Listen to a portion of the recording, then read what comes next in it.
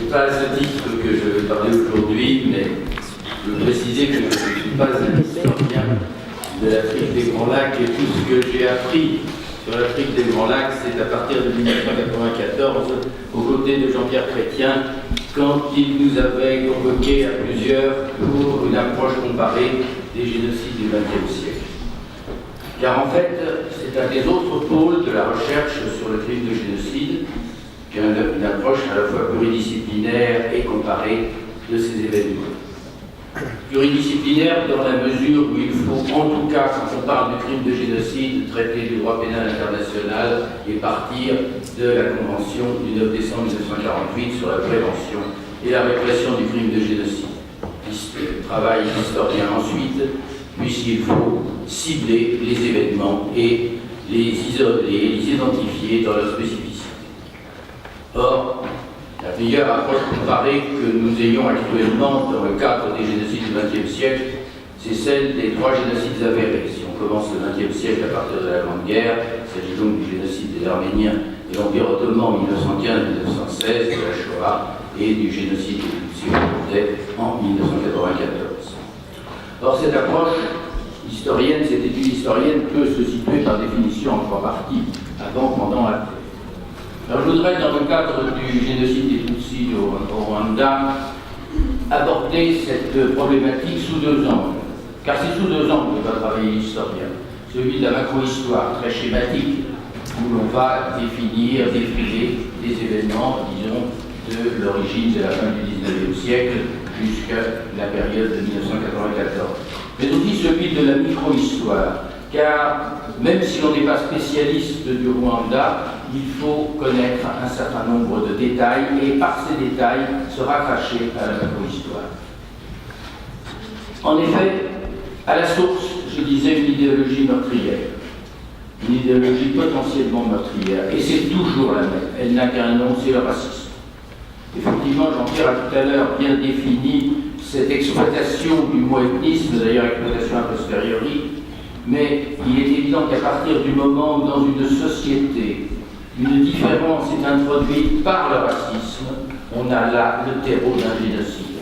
Ce n'est pas obligatoirement la fin qui se référenciera au racisme, mais c'est le terreau.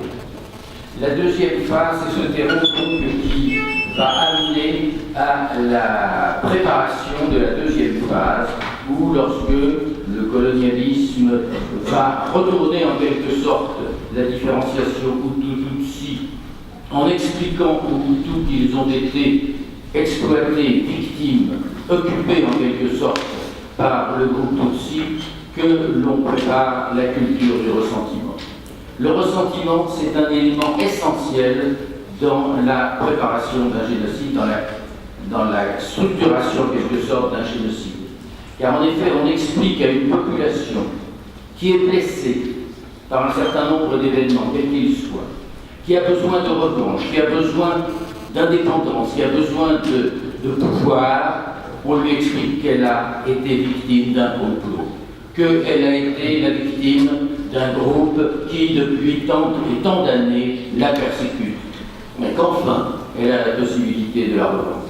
Alors, lorsqu'elle s'empare du pouvoir, ce qui est donc le cas des deux républiques françaises, alors lorsqu'elle s'empare du pouvoir, il est évident qu'elle va structurer cette théorie du complot en ayant les moyens d'appliquer une discrimination. Discrimination qui peut se faire selon différents niveaux, soit une discrimination par la loi, par des législations d'exclusion et qui conduisent à l'immigration, soit par des persécutions plus violentes et des massacres. Mais cette phase va se trouver épisodique. Il y a des poussées, des retombées, ça n'est pas constant. Et on voit d'ailleurs qu'entre la première et la deuxième République, il n'y a pas une continuité absolue dans la haine. J'ai reçu il y a quelques jours du Centre pour la prévention du génocide de Mike Abramovitz, qui est du musée de l'Holocauste à Washington, les renseignements suivants sur le fameux génocide Fax du 11 janvier 1994. génocide fax qui a été envoyé donc par Roméo Dallaire de la Minuar, qui est un câble de la plus haute urgence qu'il a envoyé à ses supérieurs à l'ONU où il dénonce un complot visant à l'extermination des Tutsis.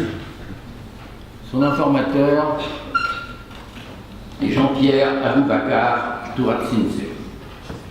Grâce à de nouveaux documents, dont plusieurs venus du TPIR, c'est-à-dire le tribunal international pour le Rwanda, et de la déposition de sa femme Geneviève, on est en mesure de cerner la personnalité et les mobiles de cet informateur, une personnalité beaucoup plus compliquée que celle qu'a donnée le général Dallaire dans ses mémoires. Les documents sont communiqués par le mémorial de l'Holocauste de Washington et ils font référence à une publication récente des archives américaines et une publication dans le New York Times.